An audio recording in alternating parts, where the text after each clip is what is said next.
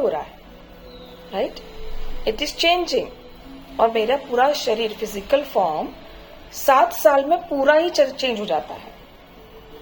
अब वो हम पे डिपेंड करता है कि हम अपनी कॉन्शियसनेस को कितना एक्टिव रखते हैं। कॉन्शियसनेस में जब रहते हैं, अवेयरनेस में जब हम रहते हैं, तब हमें समझ में आने लगता है कि oh this is the exchange that is happening in my physical body और माय ऑरिक लेयर्स।